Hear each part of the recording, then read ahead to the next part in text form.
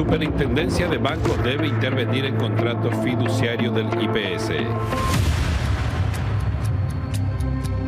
La Superintendencia de Bancos debe intervenir de manera urgente ante las irregularidades detectadas en el contrato fiduciario del IPS y la entidad bancaria responsable por el desvío de fondos originalmente destinados a construir hospitales, dejando obras inconclusas y servicios de salud comprometidos. A pesar de destinarse la recaudación del programa de salud del IPS a la cuenta fiduciaria, solo una fracción se invirtió en los proyectos hospitalarios, con auditorías que revelan obras fantasmas y pérdidas millonarias. Resulta fundamental que el organismo regulador tome medidas inmediatas que podrían incluir el cambio de fiduciario o la apertura de una investigación rigurosa sobre el manejo de los fondos destinados originalmente a proyectos de infraestructura hospitalaria en el marco del contrato fiduciario del Instituto de Previsión Social con una entidad bancaria. La recaudación del programa de salud del IPS, gestionada por el banco, aún no se traduce en las obras prometidas, lo que despierta dudas sobre la transparencia y eficacia del uso de estos recursos. Desde asesoría jurídica del IPS confirmaron que se transfiere el 100% de la recaudación diaria del Fondo de Salud a la cuenta fiduciaria y retorna el 85% del monto en 30 días. En el 2017, durante el gobierno de Horacio Cartes, el IPS firmó un contrato de fideicomiso buscando un manejo eficiente y especializado de los fondos destinados a la construcción de 4 hospitales, el Hospital Hemato-Oncológico, una policlínica, un hospital día y la culminación del Hospital de Ingavi. La estructura fiduciaria fue diseñada para asegurar que los fondos se canalizaran exclusivamente hacia estos proyectos de infraestructura, con un banco de plaza actuando como garante de la administración y ejecución de estos recursos en coordinación con el IPS. Sin embargo, en diciembre de 2018, bajo la administración de Mario Abdo Benítez, el contrato fue modificado mediante una adenda que introdujo la posibilidad de destinar los fondos a otros centros de salud. Este cambio desvirtuó el propósito original del contrato, permitiendo la expansión del uso de los recursos hacia proyectos no contemplados inicialmente y diluyendo la finalidad de construir infraestructura hospitalaria crítica. De acuerdo con las actuales autoridades del IPS, el 77% de los 828.000 millones de guaraníes gestionados por el banco se destinaron a estos otros centros de salud, ejecutando 40 licitaciones que no guardan relación directa con las obras inicialmente previstas. Como resultado de los 4 hospitales proyectados, solo 2 se completaron y el Hospital Hemato-Oncológico de vital importancia para el tratamiento de pacientes oncológicos no se materializó. Sin embargo, los fondos se agotaron sin que estas obras se reflejen en mejoras tangibles para los asegurados. A principios de este año, una auditoría externa del IPS reveló varias irregularidades en la ejecución del contrato fiduciario, incluyendo desvíos en la administración de fondos y el incumplimiento de las metas originales del contrato. A raíz de estos hallazgos, las autoridades de la previsional presentaron una denuncia penal ante la Fiscalía, la cual quedó a cargo del fiscal Néstor Coronel. La denuncia busca determinar posibles responsabilidades penales y administrativas relacionadas con el desvío de los recursos y la falta de cumplimiento en las obras pactadas durante la administración de Vicente Bataglia en la era de Mario Abdo Benítez. Paralelamente, la auditoría interna del IPS inició una revisión de 2 de las 40 licitaciones realizadas bajo la figura de otros centros de salud, descubriendo en su informe de 448 páginas la existencia de 21 obras fantasmas con una diferencia de 1.600 millones de guaraníes entre lo que fue certificado y pagado versus lo que realmente se ejecutó. Con este lapidario informe, la Fiscalía podrá avanzar en su pesquisa y además permitirá que otras instancias como la Superintendencia de Bancos actúe sobre el contrato fiduciario, dado que los recursos del fideicomiso no se utilizaron correctamente, pese a que el banco fiduciario tenía la obligación de garantizar su cumplimiento a cabalidad y hasta la fecha sigue administrando los fondos de la previsional. En marzo de este año, el presidente del IPS, Jorge Brites, remitió un pedido de informe al titular del Banco Central del Paraguay, Carlos Carvalho, referente al fideicomiso debido a que la previsional enfrenta una demanda del consorcio hospitalario por 11.000 millones de guaraníes, monto que era objeto del contrato de fiducia. En la nota se solicita solicita información referente a si el encargo fiduciario llevado a cabo por la entidad fiduciaria cumple con los criterios técnicos y jurídicos establecidos por el Banco Central del Paraguay, los parámetros del contrato y la normativa legal vigente en dicha materia. En ese sentido, la Superintendencia de Bancos no solo tiene el poder de auditar el cumplimiento del contrato fiduciario, sino también de intervenir en casos donde se demuestre un uso indebido o una administración inadecuada de los recursos, especialmente cuando existen indicios tan graves de desvío de recursos y de falta de control riguroso en el uso de los fondos públicos con desembolsos de dinero a funcionarios que no estaban habilitados en el contrato ni fueron comunicados al Consejo de Administración del IPS para solicitar los pagos a los contratistas. Este caso de corrupción gigantesca requiere una acción inmediata por parte de las autoridades regulatorias, no solo para esclarecer lo ocurrido, sino también para proteger el futuro de los recursos destinados a la salud de miles de paraguayos.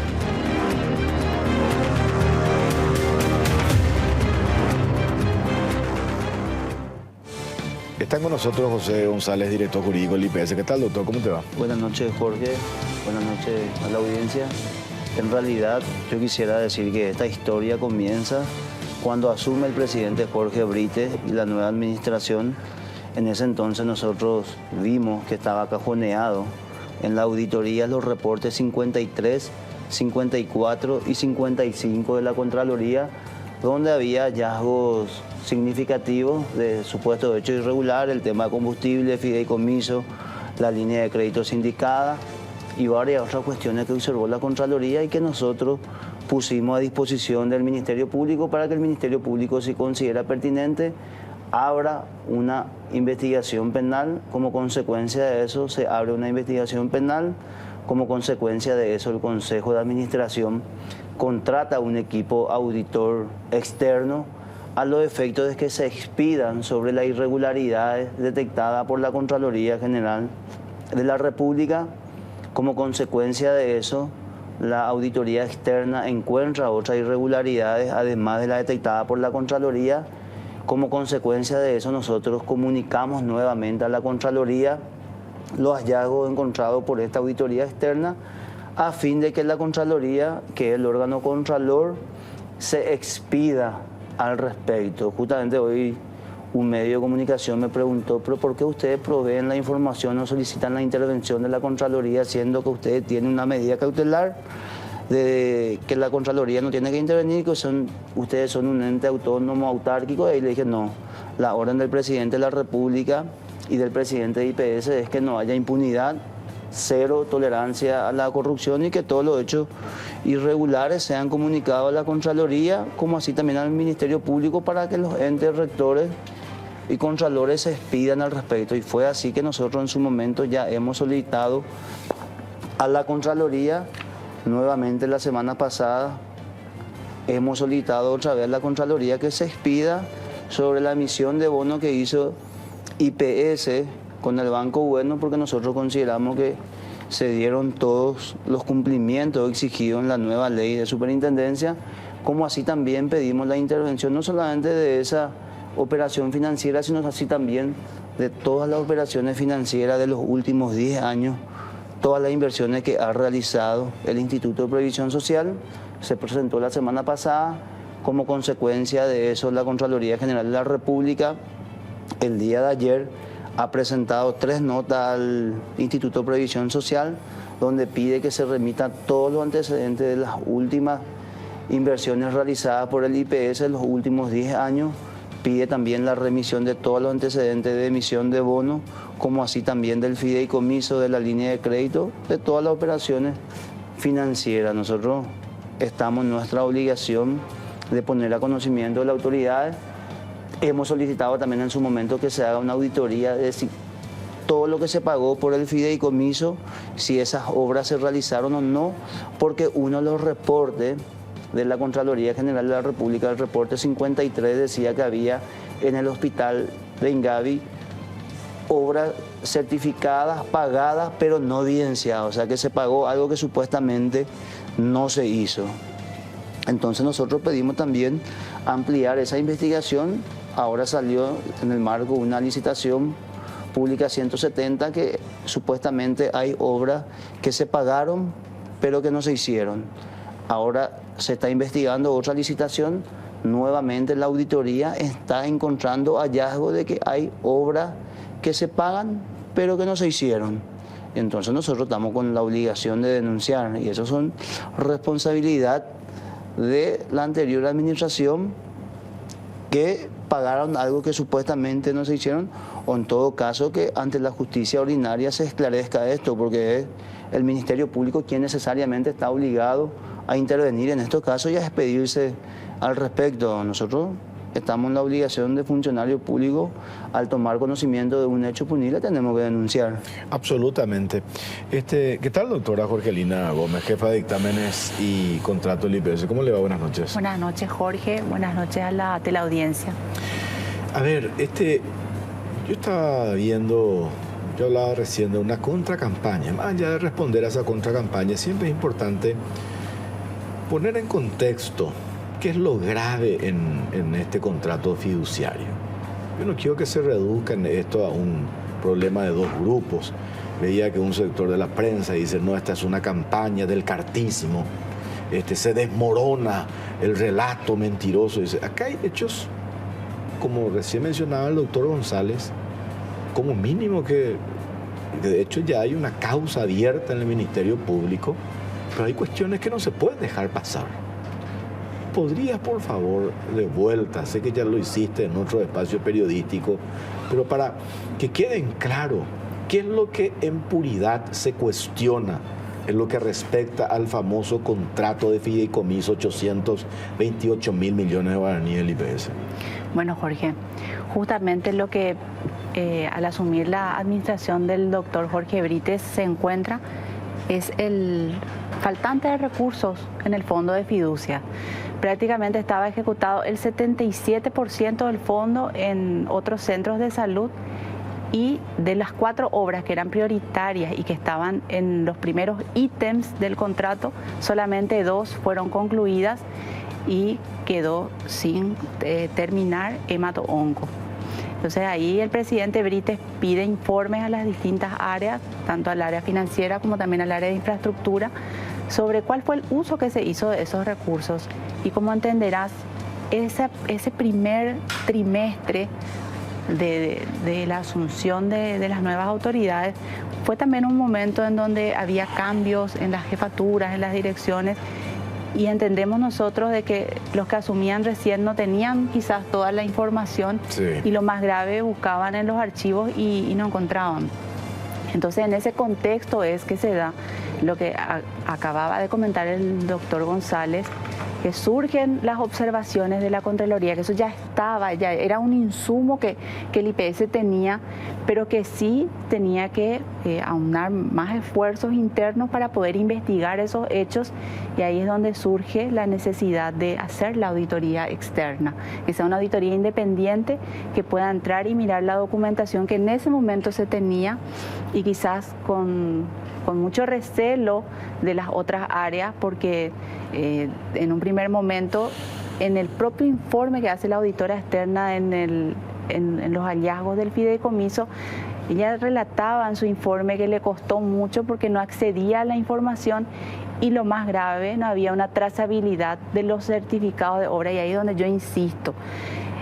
Una trazabilidad de los pagos que se hicieron con los certificados de obra versus lo verdaderamente ejecutado en cada obra. Entonces era muy difícil tener la información real, y en ese contexto se da ese primer informe de la auditoría externa, sí, que hoy día con los informes de auditoría interna, en algunos casos, porque la auditoría interna tomó una licitación de manera aleatoria para poder chequear, y ahí se encuentran diferencias sustanciales otra vez entre los montos de ciertas obras en el interior del país que justamente están dentro del ítem 5, que son otros establecimientos de salud.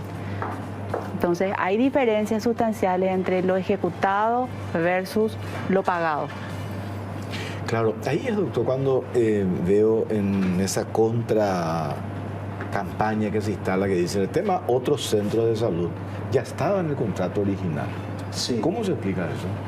Bueno, yo siempre cuando me dicen eso le digo que si vamos a hablar del contrato en sí, de cómo fue diseñado y para qué fue pensado, era para descomprimir la atención del Hospital Central y crear 4 nuevos hospitales que den resultado y descomprima la atención del Hospital Central y puedan tenerlo asegurado mayores coberturas. En todas las consultas que se hacen para la constitución del fideicomiso solamente se piensa en 4 hospitales. Para eso se diseñó y se dibujó el fideicomiso. En base a eso se hacen todos los análisis técnicos, los dictámenes jurídicos que son introducidos al contrato del fideicomiso y es la adenda 2. Si vos te fijas en la adenda 2, están los 4 hospitales y ahí te dice de qué forma se va a pagar esos 4 hospitales y cuántos millones, cuánto 821.000 millones estaba, o 28.000 estaba diseñado para los 4 hospitales y cómo se iba a pagar en un periodo de tiempo. Y al momento de suscribir el contrato se agrega el ítem otro centro de salud al cual nunca se le inyectó capital o se amplió el presupuesto para poder cumplir con ese ítem 5. Y otra cosa que nosotros observamos es que en la estructuración del fideicomiso dice que la dirección encargada de emitir las órdenes de pago, de comunicar al banco para que se hagan los pagos, es la dirección de infraestructura, luego el gerente financiero y el presidente, y luego vemos nosotros que se crea la dirección de mantenimiento. Pero para hacer vos un cambio de la dirección de infraestructura y que otra persona sea la encargada, no es otra persona, es otra dirección que tiene otro objeto de gasto distinto, porque uno es para la construcción de obras nuevas, la otra es para mantenimiento, eso tiene que ser de común acuerdo entre las partes. Entonces, ¿qué quiere decir? Si vamos a cambiar, tiene que haber un contrato, una adenda que diga a partir de hoy, aparte de la dirección de infraestructura, la dirección de mantenimiento va a ser la encargada de emitir la orden de pago. Eso previamente tuvo que haber sido autorizado por el Consejo de Administración. Una vez que exista ese acto administrativo, se tuvo que haber firmado una adenda y como consecuencia de eso, se tuvo que haber comunicado al fiduciario 24 horas antes. 24 horas antes. Pero entre los antecedentes, nosotros hemos pedido a todas las instancias correspondientes y hasta hoy en día yo no tengo ese documento, ese acto administrativo por el cual el Consejo de Administración haya autorizado a la Dirección de Mantenimiento, se haya suscrito una adenda para posteriormente comunicar al Banco Atlas. Entonces nosotros estamos esperando justamente el informe de nuestra auditoría interna donde deslinde las responsabilidades de cada parte. Tiene que deslindar la responsabilidad del fiduciario como así también de la administración anterior. Y una vez que tengamos ese informe, nosotros ver qué acciones seguir. Pero nosotros estamos pidiendo justamente un deslinde de responsabilidades porque hay documentos que nosotros necesitamos saber para saber si había responsabilidad de la administración anterior o había también alguna responsabilidad del fiduciario. Ese punto, a ver, dos cosas de eso que dijiste, doctor, que me parece interesante remarcar. Por un lado, el contrato original contemplaba 4 hospitales con su presupuesto. Sí. Sumar el presupuesto, esos 4 hospitales daban 828.000 millones. Correcto. No daba otro margen para otro centro de salud. Si iba a hacer otro centro de salud, tenía que tocar el presupuesto de esos 4 hospitales. Sí. Entonces, ¿y por qué se aprueba esta ley 5.655/2016 que se aprueba durante la administración de Cartes, como señalan la contracampaña, y siendo Peña ministro de Hacienda? Esto es real, porque había una intención real de obtener recursos para la construcción de 4 hospitales. Sí. Ese era el propósito, la naturaleza que siempre hablas del contrato fiduciario. Sí. No existía otro propósito. Porque si existía otro propósito, por lo menos íbamos a tener presupuesto. Esa ley establecía que la gerencia de salud podría hacer inversiones. No te decía que un fondo le puede subvencionar a otro fondo cuando sabemos que eso está prohibido. O sea, hay que... Y si vos te vas a la naturaleza del fideicomiso, ¿para qué fue diseñado y pensado? El anexo 2 te habla solamente de construcción de obras, no te habla de otra situación. El otro punto que tengo anotado acá, porque me pareció importante, la entidad bancaria niega responsabilidad argumentando que el responsable de decidir qué hacer con los fondos era el IPS. A ver, eso sí, es real, pero en parte. Por eso mencionaste este punto que está acá en el contrato, doctora. Sí. Creo que en el contrato 2.4, inciso C. Sí. La responsabilidad. Eso que vos explicaste. Para eso pues se firma un contrato. No, y aparte que el fideicomiso es una garantía al proveedor que va a recibir su pago en tiempo y forma. Nosotros tenemos 2 demandas de arbitraje del consorcio hospitalario Ingavi, donde hay pagos que no se hicieron y fue constituido para pagar. Entonces el proveedor tenía la seguridad que a través del fideicomiso se le iba a pagar por las obras realizadas. Esa obra se hizo, claro, pero no se pagó. Y el banco tiene que saber si Jorge Torres está emitiendo una orden de pago en su calidad de director de mantenimiento.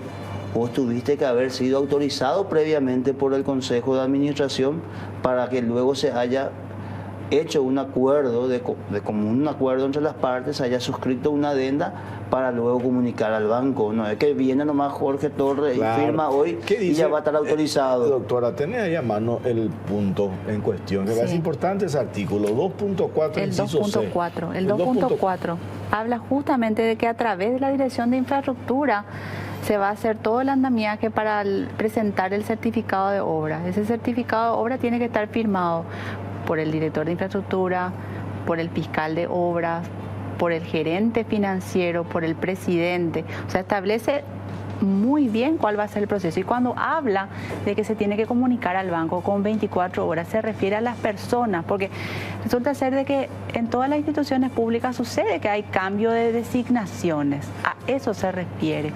Hoy día se quiere interpretar por el lado de que esas palabras que están ahí insertas significa de que se podía autorizar a la dirección de mantenimiento, cosa que no es así, porque resulta ser de que este contrato tiene que ser mirado desde el punto de vista del derecho administrativo también. Y para que ese director de mantenimiento pueda firmar los certificados de obra, tuvo que haber existido un acto administrativo del Consejo de Administración del IPS que haya adendado el contrato y haya aprobado que esa dirección también pueda firmar los certificados de obra. Ese documento no se tiene hasta ahora. Hasta el momento no. Yo pensé que cuando se hace el descargo, la entidad financiera, cuando dice que se tiene la documentación, que ojalá lo tengan, ¿verdad? Si se tiene esa documentación no hay problema, porque eso está en el contrato. Claro. Por algo está en el contrato, no es una figura decorativa ese punto 2.4 inciso C.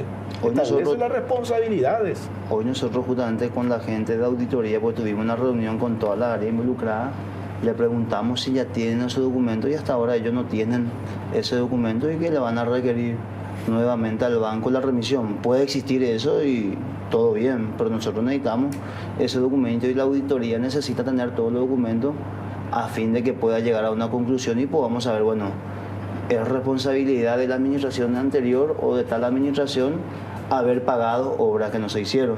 Porque eso ya detectó la Contraloría y ahora nuestra auditoría interna van encontrando otro hallazgo a medida que se va investigando, porque son 42 licitaciones públicas, recién dos han sido intervenidas, sí.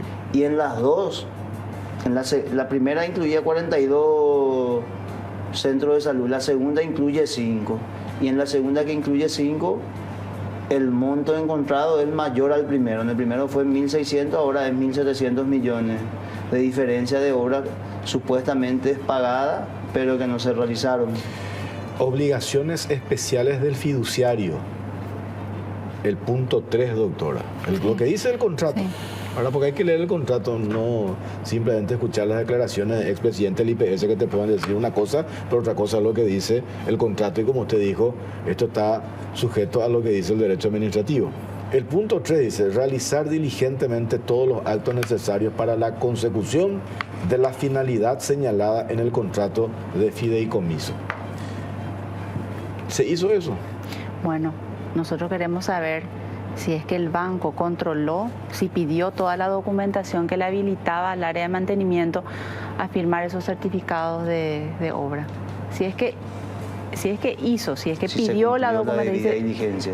entonces se cumplió. Pero si se dio cuenta de que estaba recibiendo un certificado de obra con la firma de un funcionario que no estaba habilitado por el contrato, ahí se evidencia una falta de diligencia, Jorge. Y ese no es el punto que se cuestiona, ¿verdad? Yo digo, si aparece esa documentación y si pueden respaldarse de que eso pasó por el Consejo, se hizo una adenda, se modificó el artículo o el punto que hace referencia al contrato, bueno, no pasa nada. Ahí sí hay una responsabilidad de los administradores de turno del IPS, Así mismo. que han violentado la naturaleza de este contrato. ¿Y quiénes salen perjudicados, doctora, en toda esta historia? ¿Quiénes salen perjudicados? Lo asegurado. Claro, ese es el punto.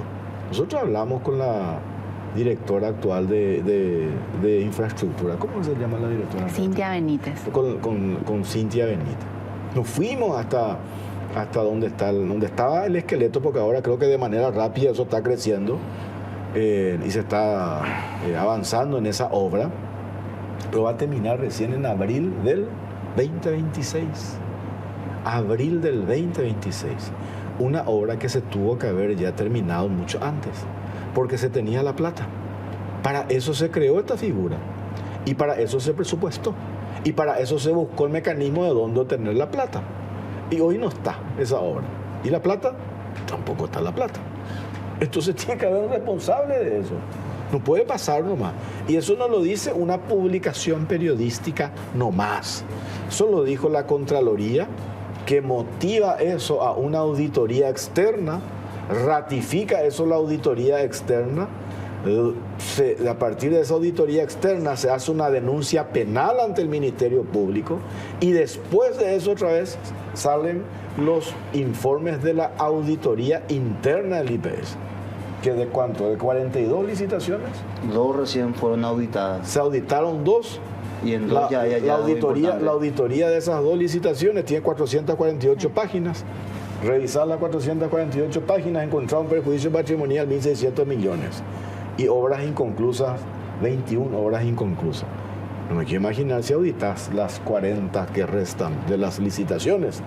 Entonces, y ahí es importante, el Consejo de Administración pidió que se audite no solamente lo que se pagó por el fideicomiso, sino lo que se pagó por el flujo de caja normal también, porque hay obras que se pagaron por el fideicomiso, hay obras que se pagaron por fuera del fideicomiso, y el Consejo de Administración, comprometido con la transparencia, ordenó que todo se investigue, no es solamente lo que se pagó con el fideicomiso y que acá hay una persecución. Acá nosotros estamos obligados a denunciar y a investigar, porque el órgano contralor, la Contraloría, ha revelado hechos irregulares significativos, como vos dijiste, confirmó la auditoría externa, confirma nuestra auditoría interna, entonces nosotros estamos obligados a investigar y a deslindar responsabilidades. Puede que el banco haya obrado bien, pero nosotros necesitamos tener esos documentos a la vista.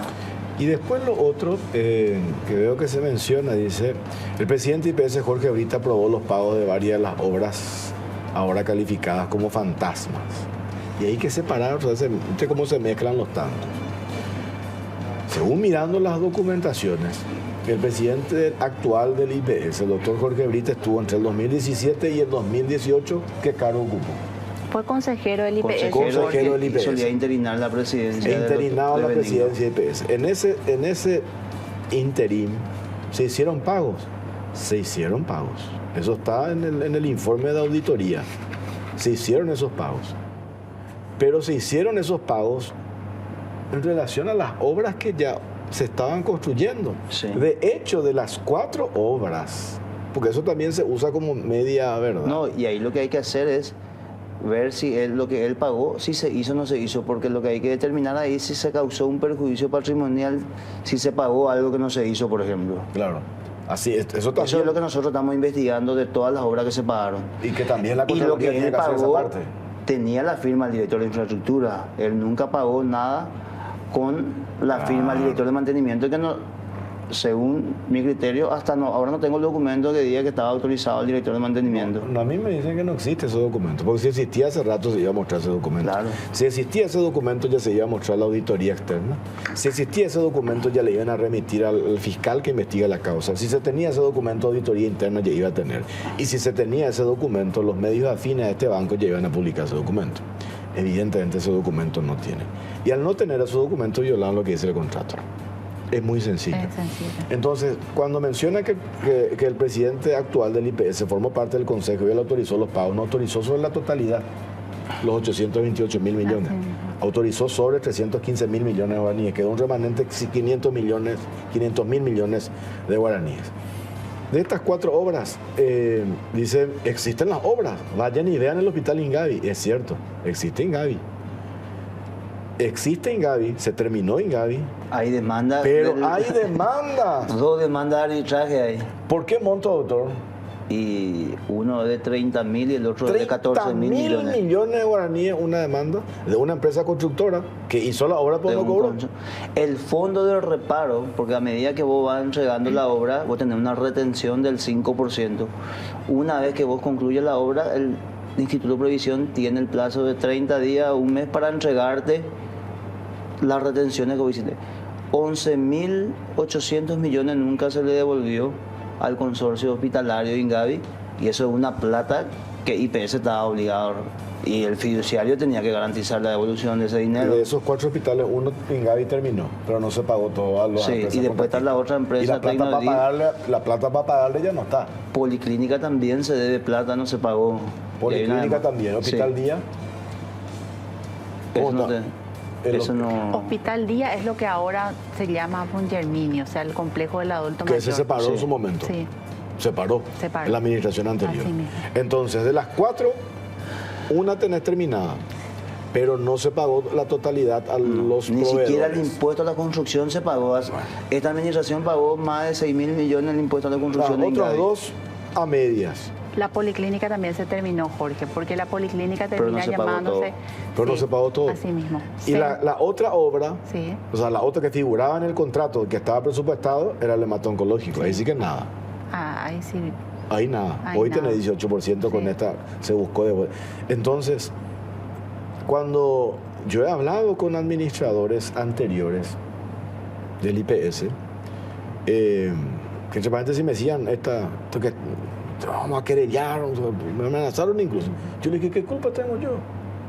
Está en el informe de auditoría de la Contraloría, auditoría externa, auditoría interna, etcétera, etcétera. ¿Qué culpa tengo yo? Me dicen nosotros, ya en la administración de Abdo, después de Benigno, el primero que viene es Andy Gubetich, que me parece que el grueso de la plata no se usó ni siquiera en la administración de Gubetich, sino se usó en la administración de Bataglia. Dijeron, encontramos problemas de recursos para el mantenimiento de los centros de salud en el interior, que puede ser un hecho real. Sí. Nadie discute que tenían problemas de recursos para el mantenimiento de los centros de salud del interior. Es que si se pagó y la obra se hizo, está todo bien, porque ahí no le vas a causar un perjuicio. Sí, pero doctor, entiendo lo que vos decís. Pero igual estás desvirtuando la naturaleza de tu contrato fiduciario. Totalmente, eso sí. Entonces, si ellos tenían ese problema, hubiesen informado como corresponde. Dejamos sin efecto este contrato. Modificar el contrato. Instrumento de derecho administrativo, dijo la doctora.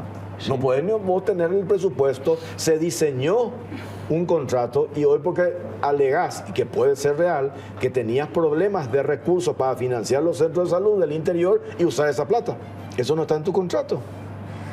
Y aparte se demostró que se usó esa plata para centros de salud. Ahora se audita esos centros de salud y te encontrás con una serie de irregularidades otra vez. Te encontrás ahí donde nosotros decimos obras fantasma, que en realidad es obras que no terminaron o que están en los papeles que se desembolsó, pero vos te vas y haces la verificación in situ y no están. No sé, se instalaron 15 aire acondicionados en Coronel Oviedo. No están los aire acondicionados. Se tuvieron que colocar unas mamparas en Misiones. No están las mamparas, pero tampoco está la plata. Entonces, por eso más digo, ahí tiene varias aristas y que algunos utilizan a propósito para justificar la corrupción de la administración anterior o para desviar responsabilidades, se cuentan medias verdades. Y se repite eso. Cuando que acá tenés estos hechos que ustedes están mencionando que son hechos objetivos. Tengo que hacer una pausa cortita, ya venimos.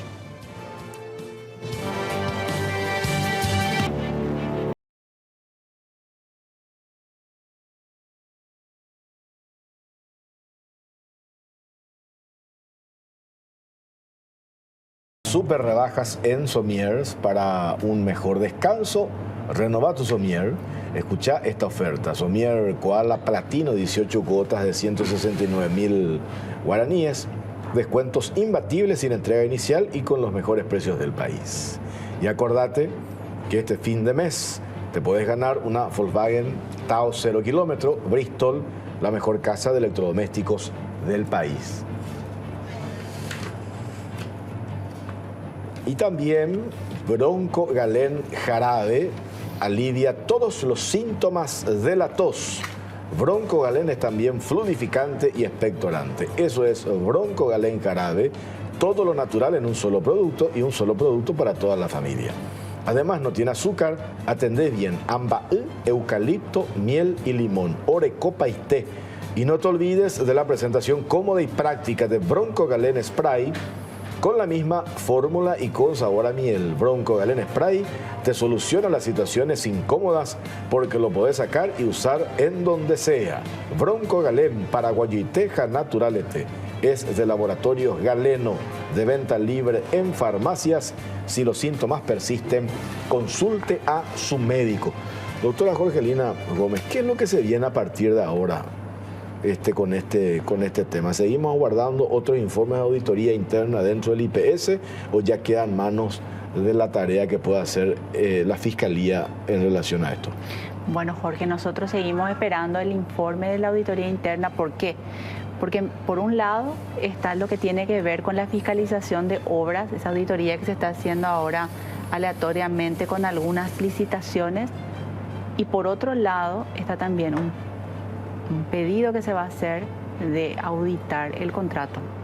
O sea, nosotros queremos que se deslinden también. La auditoría interna está haciendo. Eso ya está autorizado por el Consejo. Justamente comenté hace rato que la auditoría debe concluir acerca del deslinde de responsabilidades de tanto de la administración como del fiduciario. Eso está pendiente de emisión de un informe por parte de la Auditora General y bueno, nosotros estamos esperando el resultado de esa auditoría para poder ver qué acciones seguir. Esa auditoría va a revisar el contrato, ¿verdad? Sí, va a revisar el contrato. Tenemos ahora también dos pedidos puntuales, que es de la Contraloría como así también del Ministerio Público, donde le piden a la auditoría que remita los hallazgos encontrados por ella, su informe, donde ella estaría remitiendo en el transcurso de la semana esos informes. Eso es contundente. O sea, digo en el sentido de que por un lado se tiene la auditoría de las obras, sí, que supuestamente se hicieron con parte de los 828.000 millones. Sí, porque nosotros necesitamos ver el estado en que está eso para que el Consejo pueda tomar una decisión respecto al contrato de fiducia. ¿Qué es lo que se viene después? Si se rescinde el contrato, si se cambia el fiduciario. Esas son decisiones, pero para eso tenemos que tener concluidos los informes de auditoría. Cuando el ente bancario financiero dice ya se recuperaron 58 millones de dólares de los 110, usted lo dice ya se recuperó la plata. ¿Qué plata? Nosotros en su momento solicitamos la intervención del Banco Central. Eso fue una de las notas también que hemos presentado. Se recupera en el sentido porque en la figura de dónde sale la plata para claro, financiar. del programa. ¿De dónde sale la plata? Sale la recaudación del programa 2, que es del Fondo de Maternidad y Enfermedad. Este proceso sigue existiendo, Jorge. De hecho, nunca tuvo problema. Acá el problema principal es que el fondo de los 828.000 millones no se destinó para la culminación de todas las obras. Ese es el hecho objetivo y es lo que lleva a toda esta investigación del área de auditoría para poder deslindar responsabilidades. El proceso sigue su curso, o sea, la fiducia en sí sigue recaudándose todos los días, todo lo que ingresa en concepto de aporte obrero patronal para el programa 2 sigue entrando en el flujo que se habilitó para eso y se sigue haciendo el repago al Fondo de Jubilaciones y Pensiones. Eso en ningún momento se cortó, sigue existiendo. Ahí no hay nuevo problema. El problema es que cómo se usó esa plata, esos 828 mil millones. Ahí es donde se genera dudas. Sí. ¿Y cuál es el hecho irrefutable? Tenés hoy el hospital hemato-oncológico. ¿Está ese hospital? No está. ¿Y está la plata? Tampoco. Ya está, no más preguntas. Entonces ahí hay responsabilidades de quienes han violado lo que dice el contrato, a no ser que te muestren una adenda. Hoy hasta ahora no han mostrado ninguna adenda. Entonces hay responsables. ¿Y consecuencias cuáles pueden ser? Penales. Sí. Para los responsables de no haber respetado lo que dice el contrato, desviado la plata para otras cuestiones. Y también, por otro lado, se puede cambiar, se puede dejar sin efecto la fiducia. La fiducia como sí, no, porque es un mecanismo legal que le permite al Fondo de Jubilaciones y Pensiones recuperar su plata. Entonces el andamiaje sí tiene necesita que hacer una sustitución o eventualmente ver la forma. Bueno, pero vamos a ser muy irresponsables si nosotros ya concluimos eso sin tener el informe de auditoría, porque auditoría te tiene que decir responsabilidades de quién fue, y una vez que nosotros tengamos los documentos también ver si estuvo bien lo que se hizo o no, entonces para ver qué acciones tomar. Ojo, pero ahora que entre paréntesis, quiero aclarar nomás también, ¿verdad? Porque me dijeron, si aparecen estas documentaciones, la entidad financiera muestra, acá está. Ninguna responsabilidad. La responsabilidad la van a tener los administradores que usaron la plata para otras cuestiones. Que es otro que es... Claro. Que ahí no tiene responsabilidad el fiduciario de lo que vos pagaste y no hiciste. Absolutamente. Ahora, si firmó el director de mantenimiento y no estaba autorizado, ahí tenemos que ver hasta dónde va la responsabilidad de uno. Porque se violó el contrato. Claro. Y hay una corresponsabilidad. Así es. Doctora, gracias por su tiempo, muy amable. Gracias a vos, Jorge, por la invitación. Director, gracias por tu tiempo. Cuando guste y a la orden. Bueno, nosotros hacemos una pausa. A la vuelta va a estar con nosotros la escribana Katia Ayala Ratti. Vamos a hablar del RUM. El Senado aprobó media sanción, pasa a diputados. Este proyecto, Registro Unificado Nacional. ¿Por qué los escribanos, por lo menos un grupo, porque no decía un senador? Aparentemente hubo un consenso con un grupo de escribanos, pero hay otro grupo que no está de acuerdo. ¿Qué es lo que cuestionan? Vamos a escuchar a la vuelta a la pausa. Ya venimos.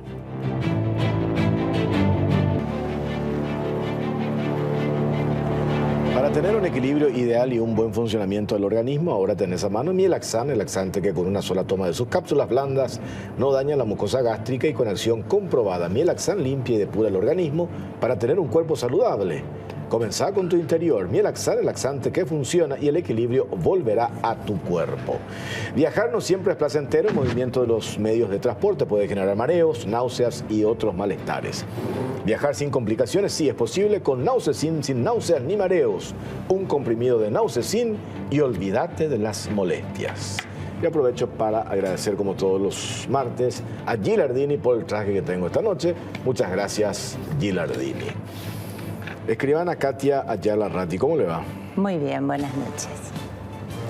Quiero compartir 2 minutos como introducción nomás lo que en uno de nuestros espacios periodísticos había explicado sobre el RUM el ministro asesor jurídico de la Presidencia de la República, el doctor Hilo Moreno. A ver. Es muy importante poner sobre el tapete este proyecto de ley, así que estoy muy contento de estar con ustedes esta noche. Hace poco decía un amigo, medio en broma, medio en serio, Paraguay es el único país que crece en territorio todos los años, ¿verdad? Que crece 300.000 hectáreas por año, porque tenemos un gravísimo problema en materia de titulación de tierras y de superposición de títulos. Yo recuerdo, antes de asumir el gobierno, estábamos haciendo en el periodo de transición reuniones ya con los ministros, equipo de trabajo, para ir viendo las cosas que íbamos a plantear con urgencia. Y recuerdo que el ministro de Industria me dijo, hacemos una lista de las 10 leyes que faltan en Paraguay para que Paraguay sea realmente atractivo a las inversiones y para que vengan las inversiones grandes a Paraguay. Y le dije, Paraguay, su marco normativo está espectacular, es excelente, es súper moderno. Acá tenemos un solo gran problema a la hora de la seguridad jurídica, que es el registro de la propiedad. Indicador número 1 para el crecimiento económico y para la inversión, no solo extranjera, inversión paraguaya, que para mí es la más importante, de gente de Paraguay que no invierte, que ahorra, que manda su plata afuera, es la seguridad jurídica. No hay ninguna duda que esto era un área que había que atacar. El presidente Peña nos encargó a mí, a la asesoría jurídica, y ahí nosotros hicimos un trabajo de acercamiento con la Corte Suprema de Justicia, porque una parte del registro está en la Corte Suprema, y empezamos a hacer un trabajo para traer a tierra, valga la redundancia, este proyecto largamente acariciado de reformar los registros públicos. El proyecto Jorge Pipo de Audiencia tiene dos grandes objetivos. Por un lado, el objetivo que le acabo de decir, dar por fin, después de años, los primeros proyectos de reforma del registro van de más de 20 años atrás, dar seguridad jurídica en materia de propiedad en nuestro país, saber quién es el dueño y, sobre todo, parar esa bola de nieve que está existiendo de que estamos creciendo 300.000 hectáreas todos los años. Hay cálculos, no hay información oficial justamente porque el registro público no está unificado, pero hay cálculos de alguna persona que hay 300.000 kilómetros cuadrados de tierra superpuesta. Acá se están unificando en un solo cuerpo 3 instituciones. El registro... Bueno, ¿por qué no estamos de acuerdo con este proyecto, escribana? Bueno, en principio quisiera dejar advertido que no es que estemos a favor o en contra, no estamos confrontando lo que los poderes del Estado pudiera hacer de sus instituciones lo que quisiera, porque finalmente ¿quiénes somos? Nosotros dependemos del Estado paraguayo y principalmente estas instituciones puede depender del judicial como del ejecutivo, y esto no es una cuestión que nos incumbe, pero sí tenemos el deber y el derecho de manifestar nuestras inquietudes con relación a este largo proyecto de ley, porque tiene el primer proyecto base tenía 203 articulados, luego se modificó, se sumaron a 209 articulados y hoy por hoy tenemos un proyecto de ley de 215 artículos. En esos 215 artículos es de difícil interpretación el proyecto de ley porque el derecho registral no es un derecho muy fácil de entender, y hoy nos dimos cuenta, y también durante todo este tiempo que estuvimos trabajando casi en forma conjunta en las comisiones con los senadores que estaban a cargo de este proyecto por ser tratamiento de código, y realmente nos dimos cuenta hoy en el plenario que evidentemente mucha gente no maneja lo que es el derecho registral, y como consecuencia de eso encontramos ciertos disparates, porque realmente son cuestiones disparatadas que no se perfilan, no se aclara, digamos, porque el proyecto de repente te puede salir un artículo acá y otro en el fondo y se mezclan los procedimientos. Y al efecto quiero hacer alusión a lo que hoy dijo el presidente, uno de los senadores, que es el doctor Bachi Núñez, y que él había dicho al pueblo, en el plenario mismo, de que él hacía referencia a esa persona, Juan, Pedro, Pablo, María, que tuviera que ya no deambular por registro, por catastro o por las municipalidades, sino que en una ventanilla única sería mucho más fácil para aquella persona que utilice el sistema. Aclaro nada más al doctor Bachi Núñez de que no se va ni Juan, ni Pedro, ni María, nos vamos nosotros, los notarios. Todos los días estamos enfrentando diariamente, yéndonos con nuestros pedidos al registro público kilómetro 5, al Servicio Nacional de Catastro en el centro, a la Municipalidad de Asunción o a las municipalidades de todos los lugares, a OPACI, etcétera, para pelear porque nos otorguen un certificado o nos otorguen una inscripción, o que podamos por fin formalizar y entregar a ese requirente un título de propiedad.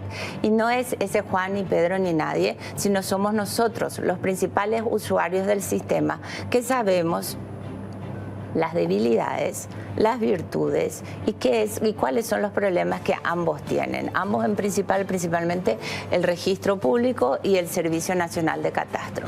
Ambas instituciones hoy por hoy no funcionan. No funcionan bien, no funcionan excelentemente como querríamos que funcionara. Funcionan a medias. Más aún el Servicio Nacional de Catastro, que está demorando atrocidades. Lo que antes teníamos en línea, un certificado online que salía en 48 horas, ahora están demorando entre 30 o 40 días. No está funcionando ni registro ni catastro. Algunas secciones del registro funciona y sale dentro del plazo de ley que determina que es 10 días, y otras, sin embargo, como propiedad horizontal y otras de las secciones demoran 30 o más días. Entonces, si la intención es decir que nosotros somos los que estamos poniendo el palo a la rueda y que nosotros somos los que obstaculizamos a que esto pueda avanzar, es mentira, porque nosotros queremos avanzar, nosotros queremos estar tranquilos, utilizar el sistema, apretar una tecla y directamente, ok, decir, existe seguridad jurídica, voy a formalizar esta escritura. La comodidad va a ser nuestra, no va a ser del requirente que nos está solicitando. Y también quiero decirle que él se equivoca, y muy mal se equivoca, al decir que nosotros le saqueamos a los requirentes. Quien le saquea acá es el Estado paraguayo. ¿Cómo lo saquea? Mediante las tasas judiciales que nos impone, mediante el impuesto a la transferencia municipal, mediante la retención del IRP, que es el impuesto a la renta personal, que se paga en escribanía, y nosotros somos recaudadores. Nosotros le llevamos esos impuestos al Estado paraguayo, llámese Corte Suprema de Justicia, llámese OPACI, llámese la institución que fuera. Nosotros somos los que pretendemos trabajar tranquilos, en forma, pero nos indigna y nos molesta enormemente que un miembro que es presidente del Senado esté diciendo este tipo de cosas y atacando al notariado, que, quieras o no, tenemos una investidura y como tal nos debe respetar. Llevamos la función notarial y somos depositarios de la fe pública. Y muchos de nuestros requirentes van a reconocer y reconocen nuestro esfuerzo y nuestras ganas de ser formalistas, de tener la titularidad de manera sincera mediante un instrumento público, y no con este proyecto de ley que todo lo contrario que dice la exposición de motivos, que dice que habrá bajos costos, que habrá celeridad. Aquí dice otra cosa. ¿Por qué, escribana, decimos eso? Recién dijiste que es cierto, porque varias veces hemos hablado del tema. Catastro, registros públicos no funcionan bien, funcionan a medias, ¿verdad? Sí, así es. ¿Y acaso con esto, al unificarse, no se pretende que deje de funcionar a medias y que funcione de manera excelente? ¿No se busca acaso eso, escribana? Yo creo que la intención del proyectista, del legislador y de todos nosotros es a futuro que funcione bien. Tiene que ser tendría que este proyecto de ley estar inmerso de tecnología, de modernismo, tendría que existir una serie de condiciones, porque honestamente fusionar ambas instituciones que no funcionan bien es una utopía, digamos, en el sentido de que si nosotros decimos mejora los tiempos, no mejora los tiempos, lo que hace es sincerar los tiempos que hoy tenemos. Hoy esperamos un mes para obtener una certificación de condiciones de dominio, igual que un certificado catastral de un inmueble que ya está inscripto, que ya tiene cuenta corriente, que no tiene un plano georreferenciado que debería esperar meses. Un inmueble, si usted se va a mi oficina, a mi estudio, yo le voy a decir de hecho tiene que esperar 30 días, porque si no es uno es el otro. A veces el registro está bien rápido y el catastro es el que está atrasado, y viceversa. pública. Y no Entonces, se supone que ahora al unificar no va a pasar eso. no, porque ellos determinan su sistema interno, es cierto, se presenta en un solo certificado para que nos informe ambas instituciones, pero esas ambas instituciones, otra vez, internamente en el organigrama, se va a la verificación catastral, se va al departamento jurídico catastro, se va, a su vez vuelve al registro de inmueble, vuelve a la asesoría, vuelve a... y luego finalmente tiene la firma de todos. Esto en el artículo 77 son 15 días hábiles, sería como 3 semanas, lo mismo que ahora es. Y para las inscripciones, si bien bajaron ahora en este último proyecto, a 30 días hábiles es 1 mes y medio, que es lo mismo que hoy estamos. O sea, estos mismos documentos, porque es cierto, en un solo lugar voy a tener un solo certificado, pero yo presentando acá y acá obtengo las mismas fechas, lo mismo.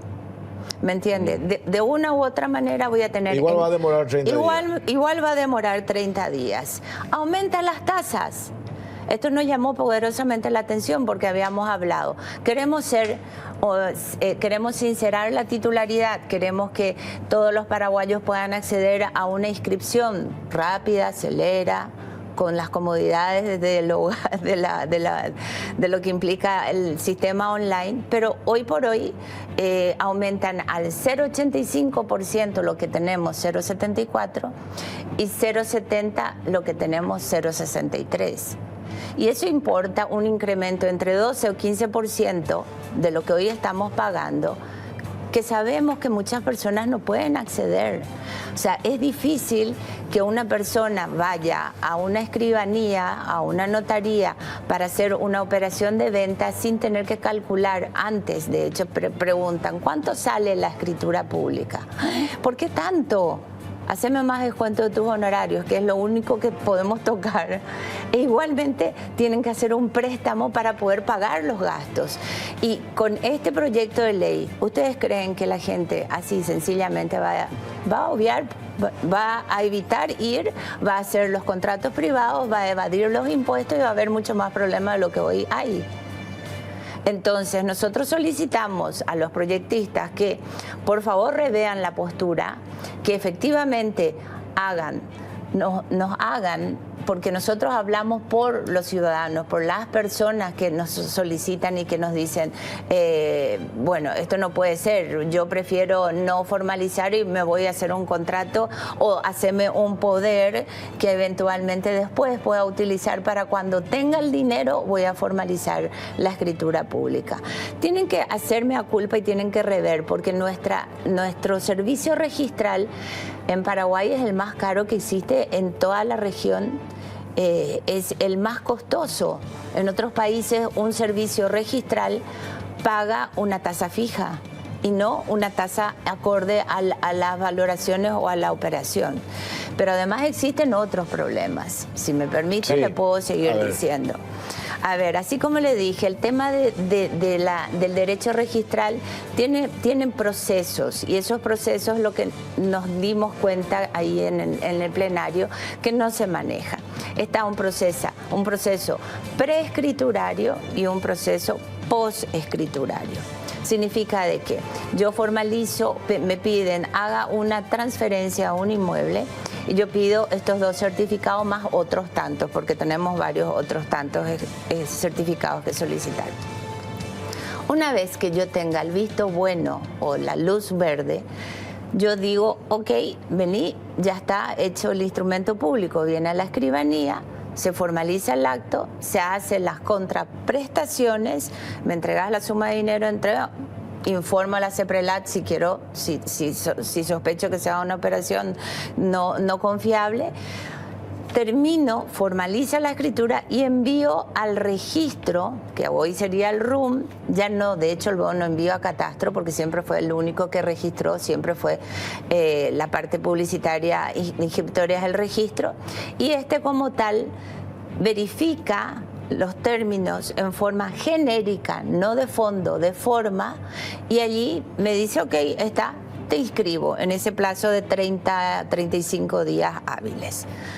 Bueno, En esta ley, el artículo 100 determina de que existe un alcance de la verificación catastral. Significa de que esta escritura que yo ingresé en el registro público, hoy RUM, va a pasar de vuelta a esta oficina que es de catastro, para verificar el alcance registral y para verificar si existe o no coincidencia con las dimensiones linderos, y si no existiera, por A o B motivo, cosa que yo de hecho no pudiera salirme de lo que las certificaciones me permitieron, me va a poner nota negativa. ¿Y eso qué significa? Que yo cuando le llame al cliente, señor, no se inscribió, pero ¿por qué si ya estaba todo hecho, estaba todo listo? Porque dice que no existe coincidencia con las dimensiones o linderos o con lo que tenga el código único catastral registral. Y no es solo eso, nota negativa es poner sentencia de muerte al instrumento público, y es más, diciendo de que si yo pudiera hacer la apelación o lo que fuera, yo tengo que volver a pagar de cero la escritura, volver a repetir las tasas judiciales en caso de que, en otro artículo. Pero en este artículo realmente nos preocupa mucho porque ni siquiera los senadores pudieron interpretar este problema. No puede volver atrás. Si ya se creó la unidad como tal, la parcela como tal, no puede el registro decirme... Retrotraer todo de vuelta. Lógico, ¿qué seguridad jurídica estamos hablando? Hay otro artículo que también quisiera tocar, si me permite, salvo que me diga no, sí, basta. Antes de saltar nomás, sí. Cuando hay estas diferencias entre lo que dice registros públicos, lo que dice catastro, y le dan la nota negativa que usted menciona, sí. ¿Cómo se dirime hoy eso? ¿Cómo se define? ¿Cómo sabemos? Hoy no existe este artículo. Hoy no existe. Esto es un invento de ellos.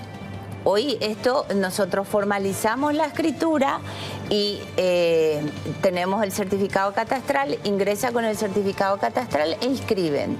Si es una cuestión de forma, el registro me puede decir no, tráigame una fotocopia autenticada. Bueno, traigo la fotocopia. Si es un pedido especial que me haga, necesito el título antecedente porque no tengo en mi libro finquero, bueno, buscamos la forma e ingresamos. Hoy por hoy no existe una suerte, sí existe un plazo para poder reingresar esto. Acá en este artículo 113 habla que el plazo para reingresar las observaciones de forma es de 35 días hábiles, ahora cambiaron a 30 corridos hoy.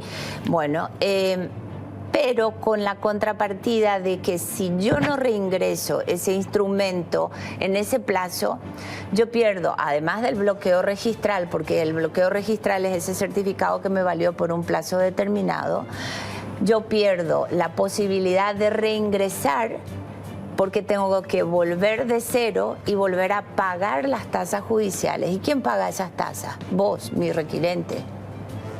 O el requirente me hace a mí el juicio para que yo pague esas tasas judiciales. Lo que hoy no existe, y hago hincapié en ese sentido, porque no es solamente un ámbito notarial el que pudiera salir observado el instrumento de forma, no le digo de fondo es otra historia, de forma, puede ser en el ámbito judicial. Por ejemplo, un juez emana una sentencia, con esa sentencia se hace un certificado de adjudicación. Ese certificado de adjudicación tiene un error de forma y el registro sale y dice no. Aquí en vez de decir finca debe decir matrícula. Y este instrumento tiene que volver a ir a lo judicial y un juez se expide en 30 días corridos. No. ¿Quién es el perjudicado? De vuelta. Bueno, ahora tengo que hacer una pausa, escribana. Sí. Tiene otros artículos, son 215, ¿verdad? Sí. Nos vamos a desmenuzar todo. Pero una pregunta que acá veo que me hacen de sentido práctico común. ¿Ustedes no participaron de las audiencias, no fueron convocados los escribanos, las escribanas para hacer estas observaciones? A mí hoy un senador me dijo sí. Sí, fuimos comunicados de la existencia de este proyecto de ley, creo que fue a mediados de septiembre. Antes de saber todos los articulados, no nos invitaron nunca, no fuimos ni siquiera a un órgano consultor. Sí, empezamos a trabajar sobre eso hace casi 2 meses y estuvimos en las comisiones en forma meteórica de un lado a otro para tratar de modificar. De hecho, el Colegio de Escribanos presentó muchísimas objeciones, de las cuales de los 203 artículos, casi 90, un poco más, fueron modificados. Significa que no era una ley así tan brillante como hubiéramos querido, ¿verdad? Porque una ley que tenga casi 50% de modificación, algo ya les dice.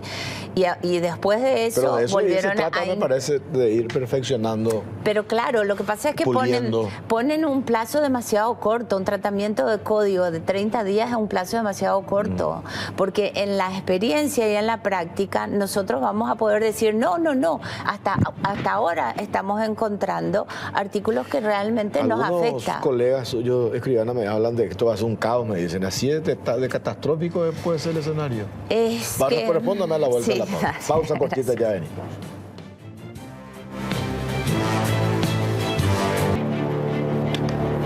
Bueno, seguimos en la caja negra. A ver, escribana, otro artículo así polémico. Bueno, le estaba diciendo sobre el caso a nivel judicial, pero también puede ser un caso de observación a nivel notarial que podría ser considerado como válido. Podría yo solicitar, ustedes solicitar un servicio notarial y nosotros realizamos dentro del marco legal. Podría haber ingresado al registro, cosa que pasó y este es un caso verídico, que no hace mucho yo autoricé, o sea, inscribí 4 escrituras que había hecho un colega que falleció en pandemia.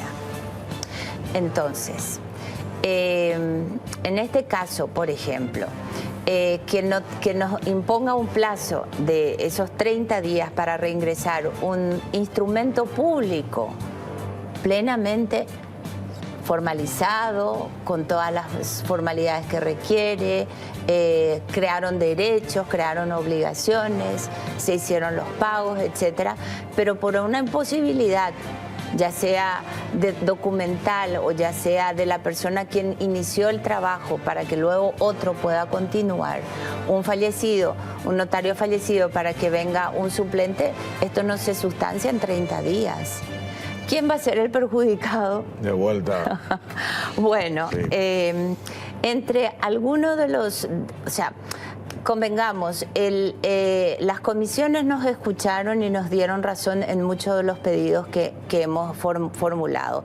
Entre ellos, el inicial proyecto hablaba en muchísimos de los articulados si es que existía algún problema, ya sea un error de forma que podría ser materializado de transcripción de líneas o de rumbos o lo que sea, si uno demostraba que era un error de forma porque se transcribió mal, al anterior proyecto decía mensura judicial.